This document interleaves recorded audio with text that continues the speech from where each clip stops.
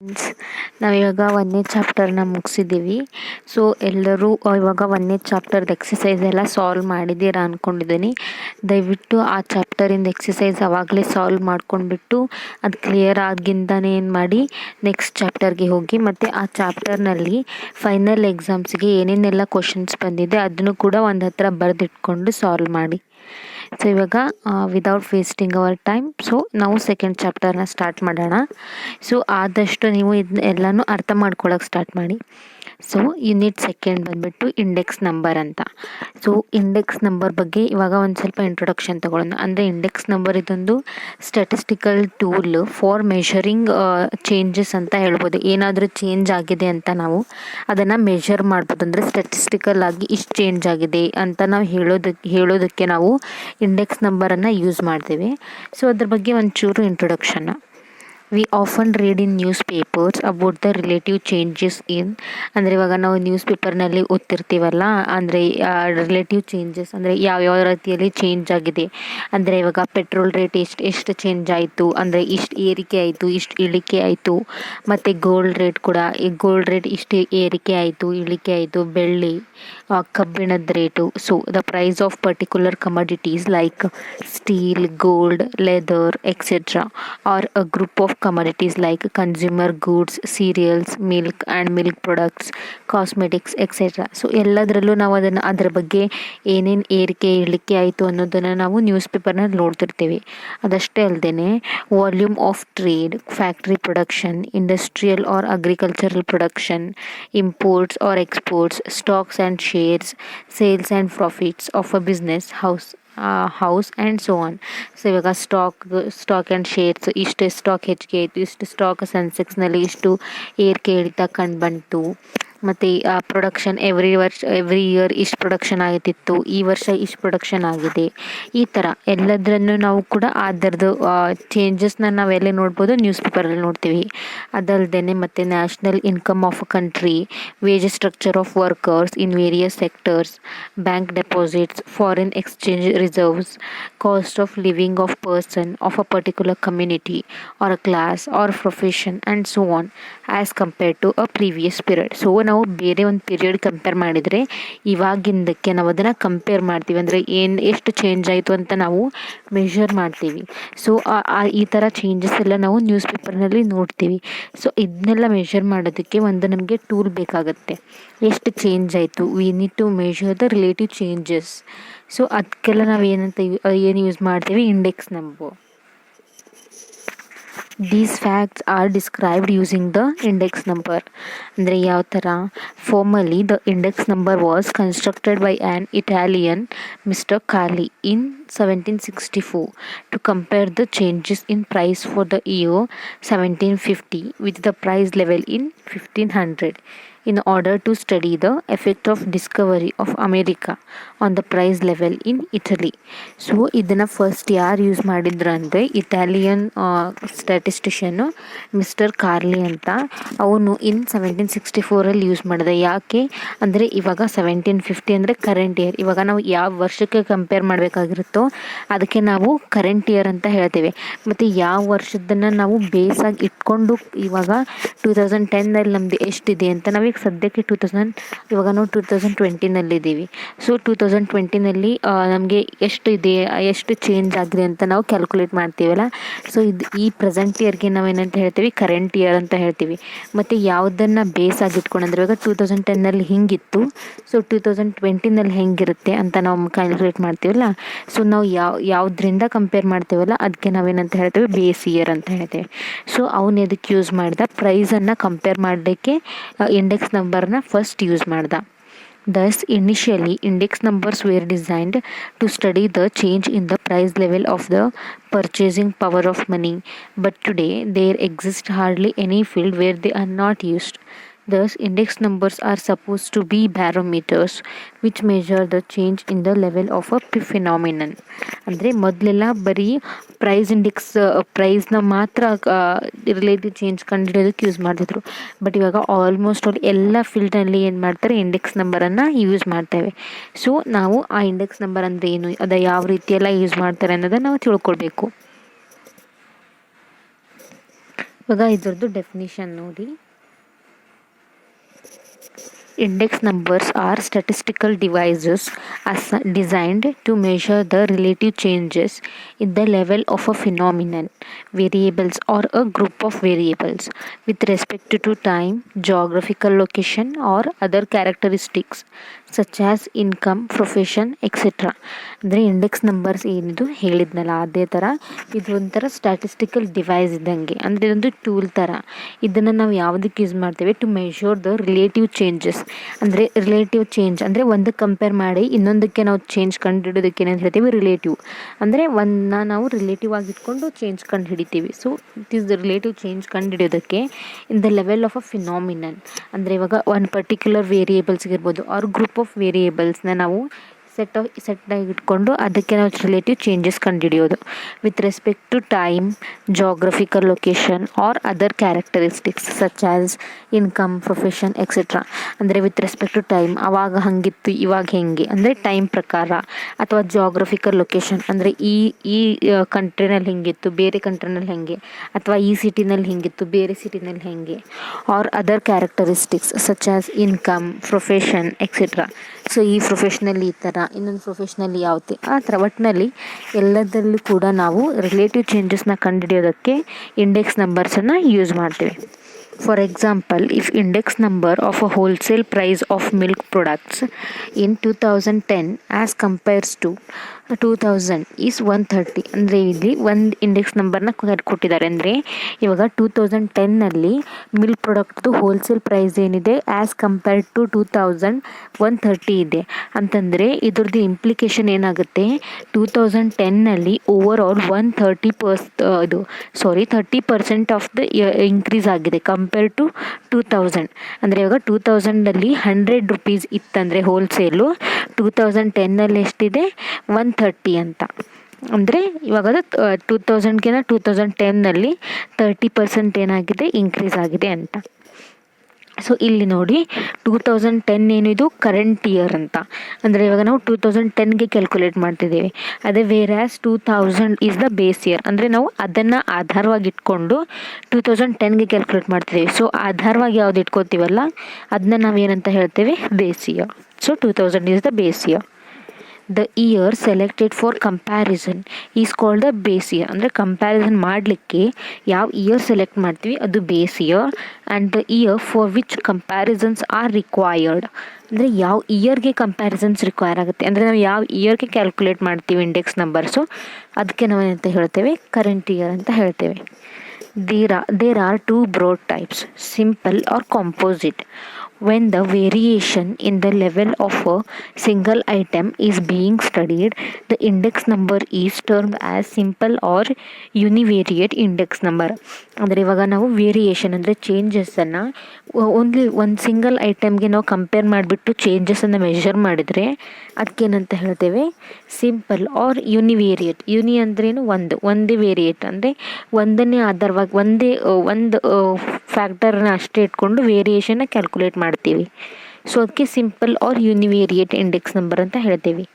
But when the change in average level of a number of items is being studied collectively, this index number is termed as composite index number. ಅಂದರೆ ಇವಾಗ ಒಂದು group of factors ಮೇಲೆ ನಾವು ಚೇಂಜಸನ್ನು measure ಮಾಡಿದರೆ ಅದಕ್ಕೇನಂತ ಹೇಳ್ತೇವೆ? ನಾವು composite index number ಅಂತ ಹೇಳ್ತೇವೆ. For instance, if price of a commodity is rupees 10 in 2005 and rupees 25 in 2013, the index number of price for the year 2013 with respect to the base 2005. ಅಂದರೆ ಇವಾಗ 2013ನಲ್ಲಿ ಎಷ್ಟಿದೆ? 2013ನಲ್ಲಿ ಎಷ್ಟಿದೆ? 25 ರೂಪೀಸ್ ಇದೆ ಒಂದು ಕಮೋಡಿಟಿ. ಒಂದು ಏನು ಇಟ್ಕೊಳ್ಳಿ, ಒಂದು ಪೆನ್ ಅಂತ ತಗೊಳ್ಳಿ. ಒಂದು ಪೆನ್ನಿಗೆ ಇವಾಗ 2013ನಲ್ಲಿ 25 ರೂಪೀಸ್ ಇದೆ. ಅದೇ 2005ನಲ್ಲಿ ಎಷ್ಟಿತ್ತು? 10 ರೂಪೀಸ್ ಇತ್ತು. ಸೊ ಇವಾಗ ಎಷ್ಟು ಇನ್ಕ್ರೀಸ್ ಆಗಿದೆ ಅಂತ ನಾವು ಕಂಡುಹಿಡಿಬೇಕಲ್ಲ. ಸೊ ಅದಕ್ಕೆ ನಾವು ಹೆಂಗೆ ಮಾಡ್ತೇವೆ? ಇವಾಗ ಫಸ್ಟು ಕರೆಂಟ್ ಇಯರ್ನಲ್ಲಿ ಎಷ್ಟಿತ್ತು? ಕರೆಂಟ್ ಇಯರ್ನಲ್ಲಿ ಎಷ್ಟಿದೆ? 25 ರೂಪೀಸ್. ಮತ್ತು ಡಿವೈಡೆಡ್ ಬೈ ಬೇಸ್ ಇಯರ್ನಲ್ಲಿ ಎಷ್ಟಿತ್ತು? 10 ರೂಪೀಸ್. ನಾವು ಇದನ್ನು in terms of percentage measure ಮಾಡ್ತೇವೆ. ಸೊ ಇಂಟು 100 ಮಾಡಿಕೊಂಡ್ರೆ ಎಷ್ಟು ಬರುತ್ತೆ? 250. ಅಂದರೆ ಅದು 250% ಇನ್ಕ್ರೀಸ್ ಆಗಿದೆ ಅಂತ ಅರ್ಥ. That is, the price of the commodity in 2013 is 250% of the price in 2005. Here since only ಅಂದರೆ 2005ನಲ್ಲಿ ಇರೋದಕ್ಕಿಂತ 2010ನಲ್ಲಿ ಎಷ್ಟಿದೆ 250% ಅಂತ ಇದೆ. Here, since only a single variable is considered, the index number is called relative. In this particular case, it is price relative. ಇಲ್ಲಿ ನಾವು ಒಂದೇ variate ಅಂದರೆ ಇವಾಗ price ಅಷ್ಟೇ ನಾವು ಆಧಾರವಾಗಿ ಇಟ್ಕೊಂಡು ನಾವು ಎಷ್ಟು ಚೇಂಜ್ ಆಯಿತು ಅಂತ ಕ್ಯಾಲ್ಕುಲೇಟ್ ಮಾಡಿದ್ವಿ. ಇಲ್ಲಿ ನಾವು ಏನು ಕ್ಯಾಲ್ಕುಲೇಟ್ ಮಾಡಿದ್ವಿ, ಪ್ರೈಸ್ ಎಷ್ಟು ಚೇಂಜ್ ಆಯಿತು ಅಂತ ಕ್ಯಾಲ್ಕುಲೇಟ್ ಮಾಡಿದ್ವಿ. ಸೊ ಇದಕ್ಕೆ ನಾವು ಏನಂತ ಹೇಳ್ತೀವಿ, ಪ್ರೈಸ್ ರಿಲೇಟಿವ್. ಇದೇ ಥರ ತುಂಬ ಬರುತ್ತೆ. ಸೊ ಇವಾಗ ನಾವು ಪ್ರೈಸನ್ನು ಆಧಾರವಾಗಿ ಇಟ್ಕೊಂಡು ಏನು ಮಾಡಿದ್ವಿ, ಇಂಡೆಕ್ಸ್ ನಂಬರ್ ಕ್ಯಾಲ್ಕುಲೇಟ್ ಮಾಡಿದ್ವಿ. ಸೊ ಈ ಥರಕ್ಕೆ ನಾವೇನಂತ ಹೇಳ್ತೀವಿ, ರಿಲೇಟಿವ್. ಅಂದರೆ ಇವಾಗ ನಾವು ಪ್ರೈಸ್ ಇಟ್ಕೊಂಡಿದ್ದೀವಿ, ಸೊ ಇದಕ್ಕೆ ನಾವು ಪ್ರೈಸ್ ರಿಲೇಟಿವ್. ಸೊ ಇವಾಗ price relative is the price in the current year expressed as the percentage of the price in the base year. So ಅಂದರೆ ಇದು ನಾವು ಇನ್ ಟರ್ಮ್ಸ್ ಆಫ್ ಪರ್ಸೆಂಟೇಜಲ್ಲಿ ಎಕ್ಸ್ಪ್ರೆಸ್ ಮಾಡ್ತೀವಿ.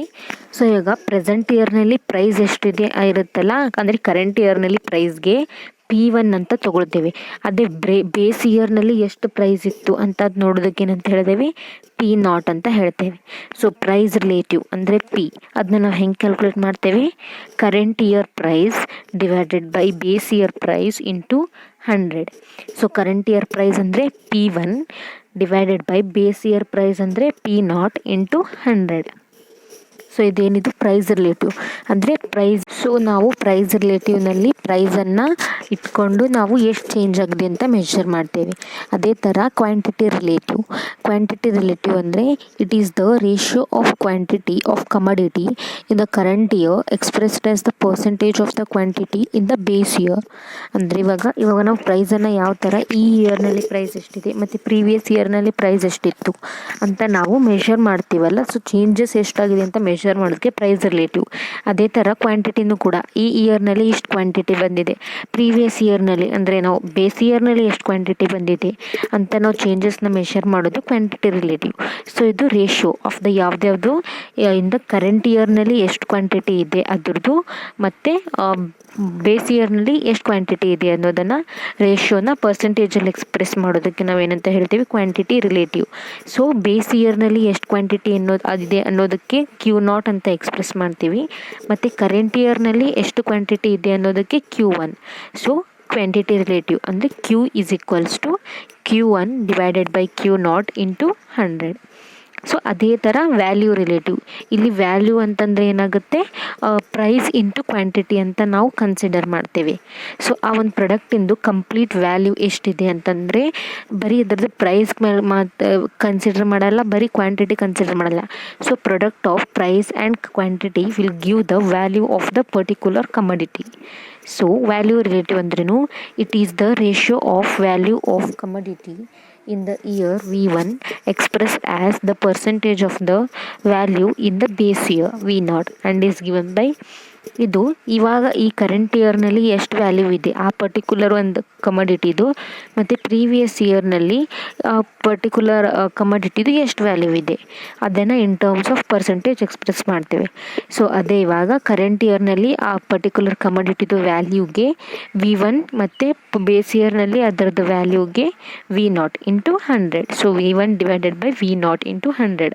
ಬಟ್ ಇಲ್ಲಿ ನಮಗೀಗ ವಿ ಅಂತಂದ್ರೆ ಏನು, ಪ್ರೈಸ್ ಇಂಟು ಕ್ವಾಂಟಿಟಿ ಅಂತ ಗೊತ್ತಿದೆ. ಸೊ V1 ಅಂತಂದ್ರೇನು, P1 ಇಂಟು Q1. ಅಂದರೆ ಈ ಕರೆಂಟ್ ಇಯರ್ನಲ್ಲಿ ಆ ಕಮಾಡಿಟಿದು ವ್ಯಾಲ್ಯೂ ಎಷ್ಟಿದೆ ಅಂತ ನಾವು ತಿಳ್ಕೊಬೇಕಂದ್ರೆ ಕರೆಂಟ್ ಇಯರ್ನಲ್ಲಿ ಆ ಪರ್ಟಿಕ್ಯುಲರ್ ಕಮಾಡಿಟಿದು ಪ್ರೈಸ್ ಎಷ್ಟಿದೆ ಮತ್ತು ಆ ಪರ್ಟಿಕ್ಯುಲರ್ ಕಮಾಡಿಟಿದು ಕ್ವಾಂಟಿಟಿ ಅದೇ ಥರ ಡಿವೈಡೆಡ್ ಬೈ V0 ಅಂತಂದ್ರೇನು, ಬೇಸ್ ಇಯರ್ನಲ್ಲಿ ಅದರದ್ದು ಪ್ರೈಸ್ ಎಷ್ಟಿತ್ತು ಮತ್ತು ಅದರದ್ದು quantity into 100. So P1 Q1 divided by P0 Q0 into 100. Characteristics of index numbers. So ಇವಾಗ ಇಂಡೆಕ್ಸ್ ನಂಬರ್ಸ್ದು ಕ್ಯಾರೆಕ್ಟರಿಸ್ಟಿಕ್ಸ್ ಅಂತಂದರೆ ಇವಾಗ index numbers R specialised type of ಎವರೇಜಸ್. ಅಂದರೆ ಏನಿದು ಎವರೇಜ್ ಥರನೇ ಇದನ್ನು ನಾವು ಅದರಲ್ಲಿ ಒಂಥರ ಸ್ಪೆಷಲ್ ಟೈಪ್ ಇದು. ಅಂದರೆ ಇವಾಗ ಕಂಪ್ಲೀಟಾಗಿ ಎವರೇಜ್ ಅಲ್ಲ. ಸೊ ಎವರೇಜಸ್ನಲ್ಲಿ ಒಂಥರ ಅಂದರೆ ಇವಾಗ ಇನ್ ಟರ್ಮ್ಸ್ ಆಫ್ ನ ಪರ್ಸೆಂಟೇಜ್ ಎಕ್ಸ್ಪ್ರೆಸ್ ಮಾಡ್ತೇವೆ by taking a ratio. Index numbers are expressed in ratios, but for comparison purpose they are expressed in percentage. First ನಾವು ಇದನ್ನು ರೇಷಿಯೋ ತೆಗಿತೀವಲ್ಲ ಇಂಡೆಕ್ಸ್ ನಂಬರ್ಸ್ದು, ಆಮೇಲೆ ನಮಗೆ ಕಂಪ್ಯಾರಿಸನ್ ಈಸಿ ಆಗಲಿ ಅಂತ ನಾವು ಅದನ್ನು ಪರ್ಸೆಂಟೇಜಸ್ನಲ್ಲಿ ಎಕ್ಸ್ಪ್ರೆಸ್ ಮಾಡ್ತೀವಿ. Index numbers study the effect of factors that cannot be measured directly. Index numbers facilitates the comparison. So ನಾವು ಇದರಿಂದ ಕಂಪ್ಯಾರಿಸನ್ ಎಲ್ಲ ಮಾಡ್ಬೋದು. ಅಂದರೆ in terms of price, quantity, value ಎಲ್ಲನೂ ಕೂಡ ಕಂಪೇರ್ ಮಾಡ್ಬೋದು. ಯೂಸಸ್ ಆಫ್ ಇಂಡೆಕ್ಸ್ ನಂಬರ್ಸ್ ಅಂದರೆ ಇವಾಗ ಇಂಡೆಕ್ಸ್ ನಂಬರ್ ಎಲ್ಲೆಲ್ಲೆಲ್ಲ ಯೂಸ್ ಆಗುತ್ತೆ ಅಂದರೆ ಇದು ಆಲ್ಮೋಸ್ಟ್ ಆಲ್ ಎಲ್ಲ ಫೀಲ್ಡ್ನಲ್ಲಿ ಇದೆ. ಸೊ ಒಂದು ಪರ್ಟಿಕ್ಯುಲರ್ ಅಂತ ತೊಗೊಂಡ್ರೆ ಅಂದರೆ ಇನ್ ಟರ್ಮ್ಸ್ ನಾವು ಮೆನ್ಷನ್ ಮಾಡಬೇಕಂದ್ರೆ ಇವಾಗ for the following are the main uses of index numbers by which importance of index numbers can be best appreciated.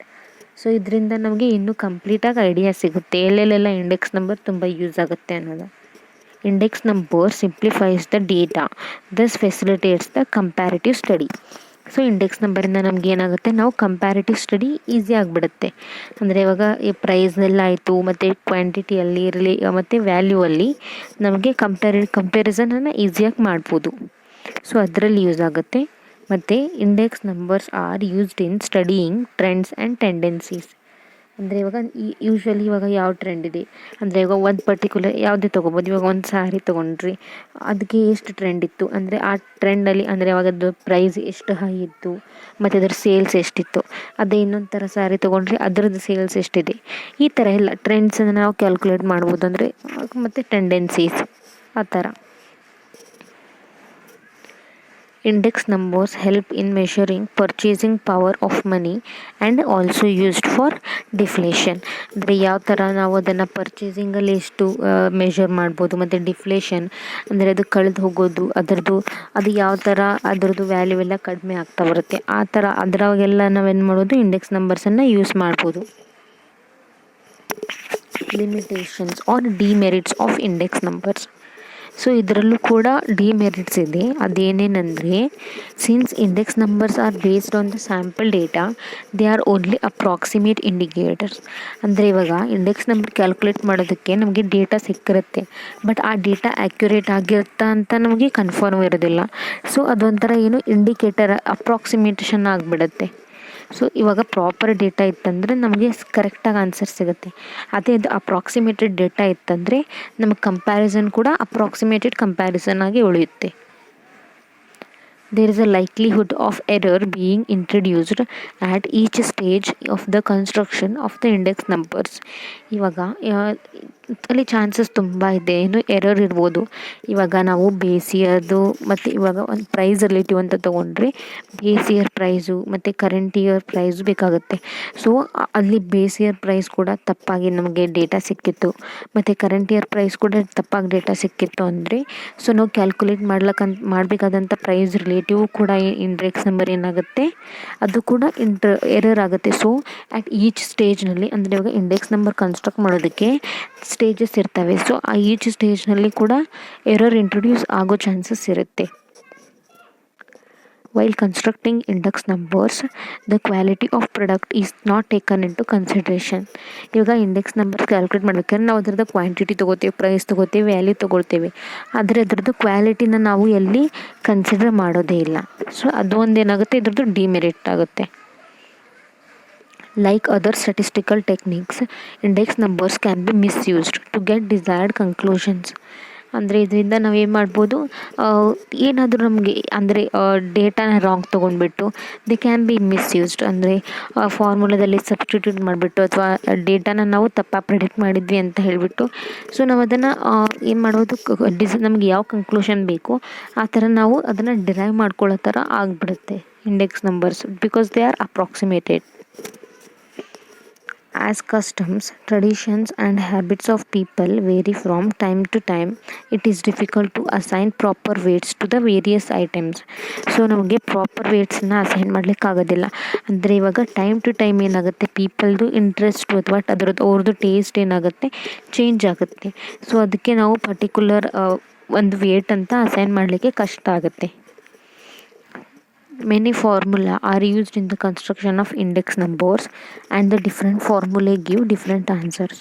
ಇವಾಗ ನಾವು ನೆಕ್ಸ್ಟ್ ಸೆಕ್ಷನಲ್ಲಿ ನೋಡ್ಬೋದು ಬೇರೆ ಬೇರೆ ಫಾರ್ಮುಲಾ ಇರುತ್ತೆ ಇಂಡೆಕ್ಸ್ ನಂಬರ್ ಕ್ಯಾಲ್ಕುಲೇಟ್ ಮಾಡೋದಕ್ಕೆ. ಸೊ ಅವೆಲ್ಲ ಇಂಡೆಕ್ಸ್ ನಂಬರ್ ಅವೆಲ್ಲ ಫಾರ್ಮುಲಾ ಏನಾಗುತ್ತೆ, ಬೇರೆ ಬೇರೆ ಆನ್ಸರ್ಸನ್ನು ಕೊಡುತ್ತೆ. ಸೊ ಅದು ಒಂದು ಏನಾಗುತ್ತೆ, ಇದ್ರದ್ದು ಡಿಮೆರಿಟ್.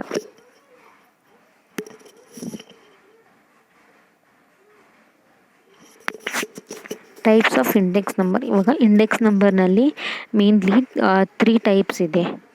ಏನೇನು, price index numbers, quantity index numbers and value index numbers. So ಅದನ್ನು ಏನಂತ ನೋಡ್ಬೋದು ನಾವೀಗ. Price index numbers. So the price index numbers measure the general change in the prices of articles in the current period as compared to that of the base period. It is denoted by P01. ಅಂದರೆ ಇವಾಗ current ಇಯರ್ನಲ್ಲಿ ಪ್ರೈಸ್ನ ನಾವು ಯಾವುದಕ್ಕೆ compare ಮಾಡ್ತೇವೆ, base year ಪ್ರೈಸ್ನಲ್ಲಿ compare ಮಾಡ್ತೇವೆ. So ಅದಕ್ಕೆ ನಾವೇನಂತ ಹೇಳ್ತೇವೆ, price index numbers ಅಂತ ಹೇಳ್ತೇವೆ. ಇದನ್ನ ನಾವು ಯಾವ ರೀತಿ ಡಿನೋಟ್ ಮಾಡ್ತೇವೆ, P01.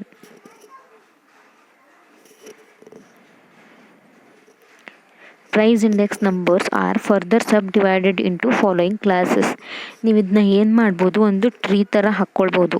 ಅಂದರೆ ಮೇನ್ಲಿ ಇಂಡೆಕ್ಸ್ ನಂಬರ್ನಲ್ಲಿ 3 ಏನು ಬರುತ್ತೆ, ರೂಟ್ಸ್ 3 ಲೀವ್ಸ್ ಥರ ಬರುತ್ತೆ.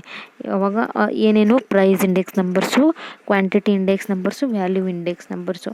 ಅದೇ ಮತ್ತು ಪ್ರೈಸ್ ಇಂಡೆಕ್ಸ್ ನಂಬರ್ಸಲ್ಲಿ ಏನೇನು ಬರುತ್ತೆ, ಹೋಲ್ಸೇಲ್ ಪ್ರೈಸ್ ಇಂಡೆಕ್ಸ್ ನಂಬರ್ಸು ಮತ್ತು retail price index numbers. So ಆ ಥರ ನೀವೊಂದು ಟ್ರೀ ಹಾಕ್ಕೊಂಡ್ರೆ ಈಸಿ ಆಗುತ್ತೆ ನಿಮಗೆಲ್ಲವನ್ನು ನೆನಪಿಟ್ಕೊಳ್ಳೋದಕ್ಕೆ.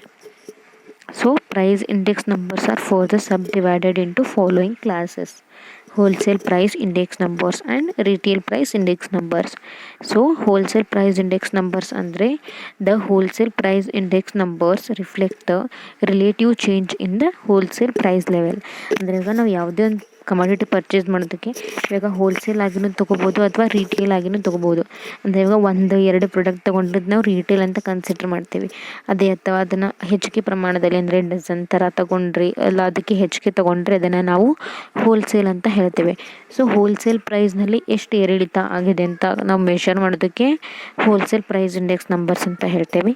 ಅದೇ ಥರ ರಿಟೇಲ್ ವ್ಯಾಲ್ಯೂಸಲ್ಲಿ ಎಷ್ಟು ಏರಿಳಿತ ಆಗಿದೆ ಅನ್ನೋದಕ್ಕೆ, ಎಷ್ಟು ಚೇಂಜಸ್ ಆಗಿದೆ, ರಿಲೇಟಿವ್ ಚೇಂಜಸ್ ಅಂತ ಮೆಷರ್ ಮಾಡೋದಕ್ಕೆ ಏನಂತ ಹೇಳ್ತೇವೆ, ರಿಲೇಟಿವ್ ಪ್ರೈಸ್ ಇಂಡೆಕ್ಸ್ ನಂಬರ್ಸ್.